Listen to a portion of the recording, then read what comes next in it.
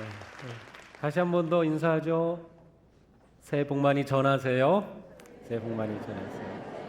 네, 새해 복 많이 전하세요. 새해 복 많이 전하세요. 네, 네. 우리 축복의 말을 통해서 또 우리 삶 속에 하나님의 놀라우신 은혜와 복이 넘치게 되기를 원합니다. 지난주에 이어서 같은 본문의 말씀을 우리가 봅니다. 이 에스겔의 이 환상은 아주 생생한 이미지를 보여줍니다. 성전 앞에 서는데 이 성전은 동쪽을 향하고 있었고 거기서 물이 흘러나오다가 오른쪽으로 흘러서 남쪽으로 흘러내립니다. 그런데 그분께서 이 길이를 천척을 잴 때마다 약 500m쯤 재는데 그때마다 이 에스겔이 자신의 이 몸에 물이 차오르는 것을 봅니다. 발목에서 무릎에서 허리로 그리고 물이 넘쳐서 이제는 헤엄을 쳐야 될 그러한 모습입니다. 뿐만 아니라 이 물이 흘러가는 곳마다 놀라운 변화가 일어납니다. 생명이 살아나고 물이 살아나고 물고기가 많아지고 강을 이루어 흐르는 그 강가에는 나무들이 아주 무성하고 과일나무에서는 과일이 열매가 풍성하게 맺히고 그 나뭇잎들은 또 약재로 쓰이는 그러한 놀라운 환상이죠. 이러한 모습을 우리가 정말 보게 된다면 참 놀라운 경험 또 놀라운 일이 될 것 같습니다.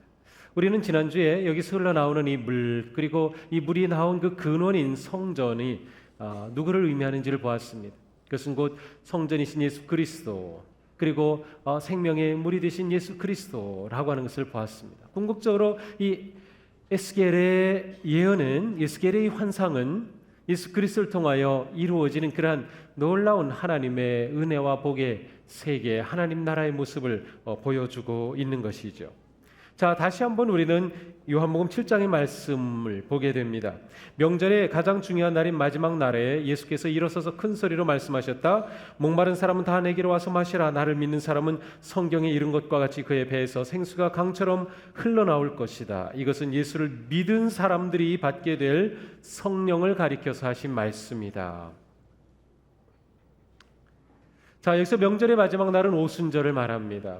이 마지막 때가 되면 절정에 이르면 흰옷을 입은 제사장이 실로암못에서 물을 떠와 그것을 제단 옆에 붓습니다. 그러면 그것이 절정을 이루면서 사람들은 환호하며 이 축제의 그 마지막을 달리게 되는 것이죠. 자, 그런데 예수님은 여기에서 놀라운 말씀을 하시죠. 목마른 사람은 내게로 와서 마시라. 나를 믿는 사람은 성경이 이른 것과 같이 그 배에서 생수의 강이 흘러날 것이다. 자, 지난주의 말씀과 연결시켜 봅니다. 지난주 우리는 이 성전에 대해서 잠깐 보았어요. 구약에서 성전은 하나님이 계신 곳, 하나님이 임재하신 곳이기 때문에 가장 거룩한 것이죠. 그리고 하나님이 계신 그곳에 가서 제사하며 하나님을 만나는 곳이기도 합니다.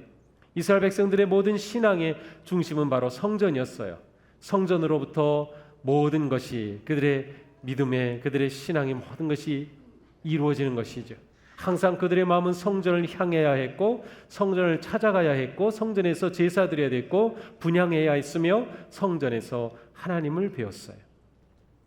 거룩하신 하나님이 임재하신 그곳. 그러나 하나님은 온 우주 만물을 지으시고 온 우주 가운데 계시기 때문에 사실 성전에 제한된 분은 아니셔요. 한 장소와 한 시간에 매인 분은 아니셔요. 그러나 이스라엘 백성들에게 있어서는 성전이야말로 하나님께서 임재하신 곳이었고 그것이 그들의 모든 중심이었습니다.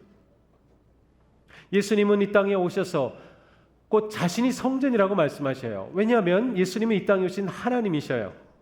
하나님이신 예수님은 곧 그분이 계신 그곳이 거룩하고 그분 자신이 성전인 것이죠. 그런데 바울은 여기서 하나 더 나아갑니다. 고린도서 3장에 말씀하죠. 여러분이 하나님의 성전이요 하나님의 성령이 여러분 가운데 계신 것을 모르십니까? 성도들에게 우리가 하나님의 성전이라고 말씀합니다. 하나님의 영이 거하시는 성전이라는 겁니다. 자, 성전의 개념이 예루살렘에 세워져 있는 그 성전으로부터 활동하시는 예수님에게로 그리고 이제는 성도들에게로 바뀝니다. 성도가 어떻게 성전입니까? 우리가 어떻게 성전이죠? 바로 우리 안에 하나님이 계시기 때문입니다. 하나님이 계신 곳이 성전이죠. 우리 안에 하나님이 계시면 우리가 성전이에요.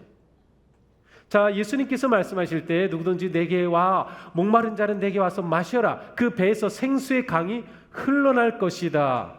바로 우리에게서 우리 안에서부터 생수의 강이 흘러난다는 것이에요.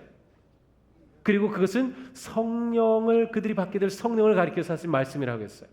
사도 바울도 똑같이 말씀합니다. 우리가 성전인데 왜 성전이냐? 우리 안에 성령이 거하시기 때문이다. 여기서 우리는 매우 중요한 것을 보게 됩니다. 우리가 성전이고 우리 안에 생수의 강이 있고 우리 안에 생수의 강이 흐른다는 거예요. 누구든지 예수 그리스도를 진심으로 믿고 따르는 사람은 그 안에 생수의 강이 흐르는 사람이에요. 이곳에 우리 모두는 다 생수의 강이 흐르는 사람으로 사는 거예요. 그런데 문제는 정말 생수의 강이 흐르느냐라는 거예요. 생수의 강이 흐르고 있나요? 생수의 강이 흐른다는 것은 무엇을 말씀하나요? 바로 예수님이 말씀하신 것처럼 그들이 받게 될 성령, 성령의 충만함이에요. 성령이 우리 안에 넘쳐나는 것이에요.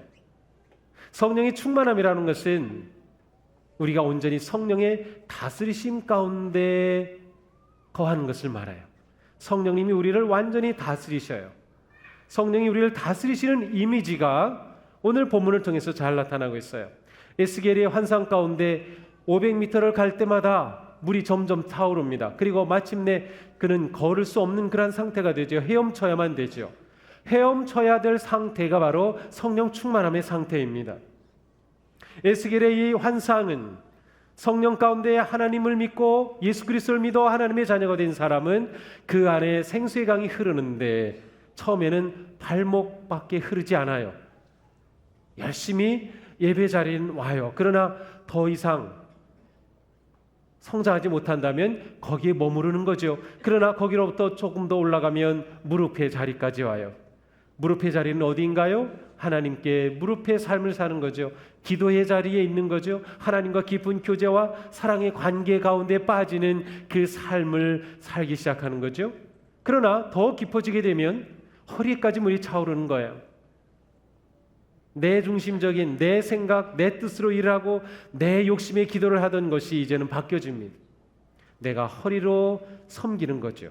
허리로 봉사하는 거예요. 주님을 위하여, 교회를 위하여, 다른 사람을 위해 진정한 섬김과 사랑의 삶으로 성숙하는 거죠. 내가 하고 싶다고 하고 하기 싫다고 안 하는 게 아니죠. 성령님께서 이끄시는, 그리고 마침내 완전히 나를 다스리시면 나는 헤엄치듯 내 삶은 그렇게 생수의 강이 흘러 넘치는 삶을 살게 되는 거예요. 자, 그러므로 에스겔의 환상은 우리들에게 이처럼 성령님을 통해 풍성해지는 삶의 모습을 보여줍니다. 우리는 무엇보다도 내가 생수의 강이 흐르는 사람이라고 하는 것, 그리고 성도는 생수의 강이 흘러 넘칠 때 정말 살아있는 진정한 믿음의 삶을 산다고 하는 것입니다. 오늘 본문은 이 모든 흐름의 원천이 어디인지를 분명히 밝혀주고 있습니다. 그것은 바로 성전 입구 문지방으로부터 흘러나오는 것이었습니다. 그리고 그 물은 제단을 흘러 지나갔습니다. 성전에서 제단은 매우 중요합니다. 제단은 하나님께 제사를 드리는 곳, 제물을 드리는 그 자리입니다. 이스라엘 백성들이 하나님께 번제를 드릴 때는 동물을 잡아서 제단에서 태워드리죠. 그리고 그 피는 제사장이 받아다 뿌림으로, 시은좌의 뿌림으로 죄가 씻음받는 그러한 제사였습니다. 물론 우리는 동물의 제사를 드리지 않아요. 왜냐하면 예수 그리스도께서 하나님의 사랑으로 우리를 위해 화목제물로 죽으셨기 때문에 더 이상 동물의 제사가 필요 없어요. 우리가 예배를 드릴 때 하나님 앞에 나와 제사를 드리는 이 모든 순간 우리는 오직 예수 그리스도께서 우리를 위하여 화목제물이 되어주신 그 은혜를 힘입어서 하나님 앞으로 나아가는 것이에요. 우리는 예수 그리스도를 통하여 하나님께로 가는 거죠. 예수 그리스도 때문에 하나님께로 나아가는 거죠. 우리의 모든 예배 중심에는 예수 그리스도가 계시는 거예요.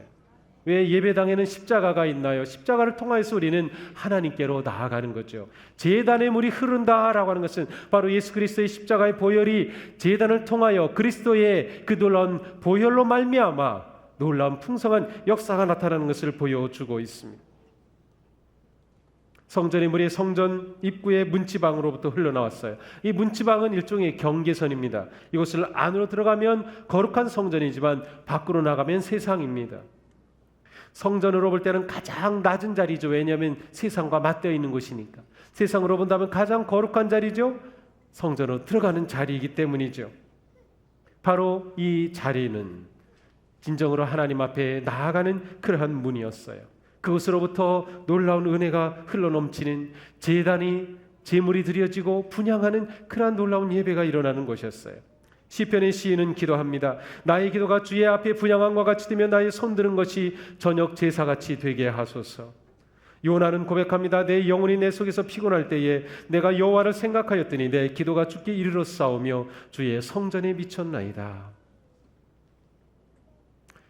생수의 강이 흐르는 사람은 그 안에 하나님과 항상 깊고 친밀한 그러한 교제가 일어나요. 그리고 이 교제는 기도를 통하여 일어납니다. 제단, 제사, 분향, 예배라고 하는 것은 하나님을 만나는 자리입니다. 하나님과 아주 깊고 깊은 교제의 자리입니다. 그리고 이것은 바로 기도를 통하여 우리가 그 하나님과 만남의 자리로 나아가는 것이죠. 은혜의 강물이 여기로부터 흘러나오는 것이에요.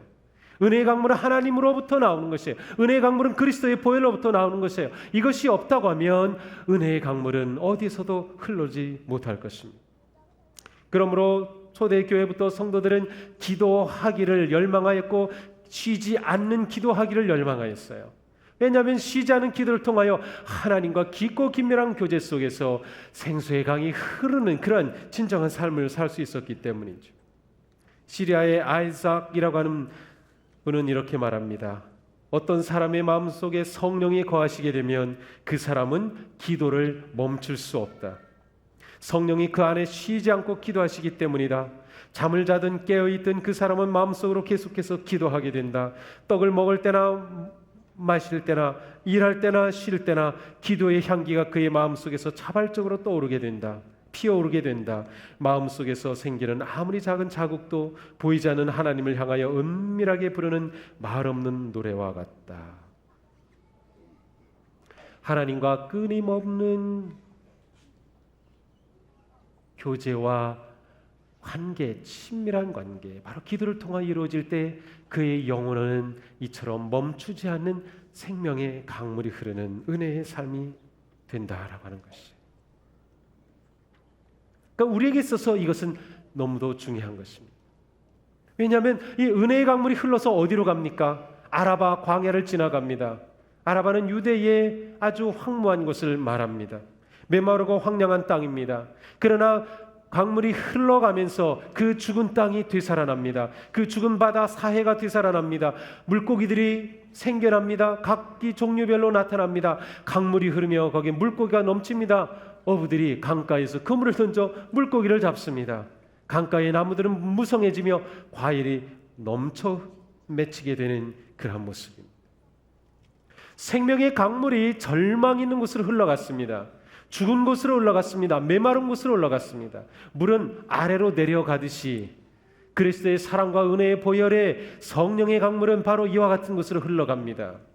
우리가 살고 있는 삶의 자리로, 세상으로 내 삶이, 우리의 삶이, 지금 우리 사회가 어떻습니까? 황량한 메마른 황무지와 같습니다. 분열과 갈등 가운데 있습니다. 혼돈 가운데 있습니다. 절망합니다. 모든 것이 포기되는 시대입니다. 요즘은 뭐 몇 포까지 나온지 몰라요. 3포 시대, 4포 시대, 5포 시대, 점점 포기하는 게 많아지는 시대입니다. 젊은이들만 그렇습니까? 기성세대도 마찬가지입니다. 서로가 자기가 절망한다고 말합니다. 모두가 그렇습니다. 바로 이러한 때야말로 성령의 그 놀라운 은혜의 강물이 흘러가야 할 때입니다. 우리가 은혜의 강물을 우리 삶 가운데 초대해야 합니다. 우리의 은혜의 강물이 사회 속으로 흘러가게 합니다. 정말로 그리스도의 보혈의 샘물이 넘쳐 흐르게 될 때 이 사회는 살아나게 될 것입니다. 우리 영혼은 살아나게 될 것입니다. 우리 심령은 힘을 얻게 될 것입니다. 바로 우리에게 이 사실이 필요합니다.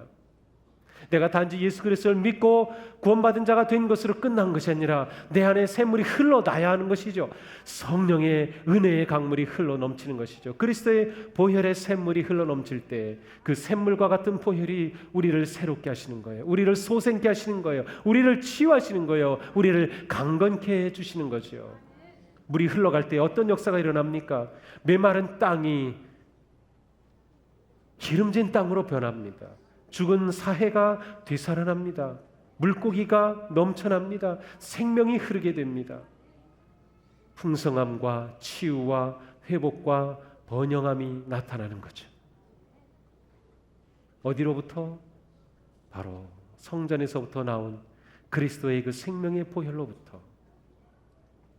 우리의 믿음의 삶이 이처럼 생명력이 넘치는 삶이 된다고 하는 것은 그리스도의 보혈이 우리의 삶 가운데 흘러 넘침으로 이루어지는 것입니다. 이 시간 우리가 무엇을 열망합니까? 우리가 무엇을 기대합니까? 무엇을 바라봅니까? 그것은 바로 내게 예수님의 말씀처럼 생수의 강이 터지는, 내게 은혜의 강물이 넘쳐나는, 내게 성령의 충만하심이 넘쳐나는 그러한 삶을 열망하고 그러한 삶을 향해서 나아간다고는 사실이에요.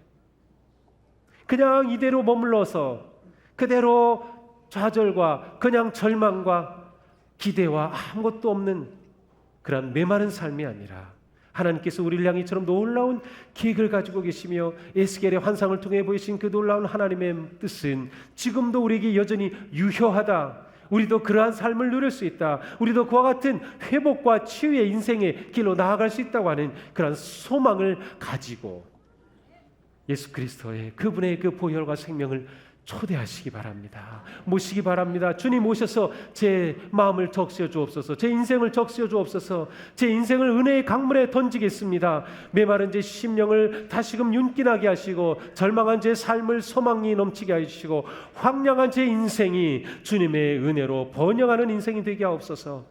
이 시간 그리스도께 우리의 삶을 드리고 헌신하고 맡기며 은혜의 강물에 풍덩 내 인생을 던지는 그러한 복된 자리가 되시기를 축복합니다. 하나님 우리를 향해 선한 계획을 가지고 계십니다. 놀라운 환상을 보여주시며 은혜의 자리로 초대하십니다.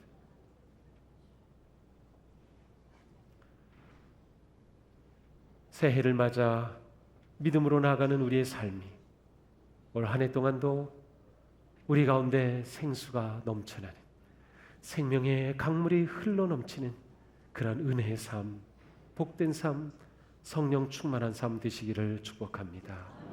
하나님은 우리를 위한 선한 계획을 가지고 계십니다. 이 시간 다 같이 기도하겠습니다.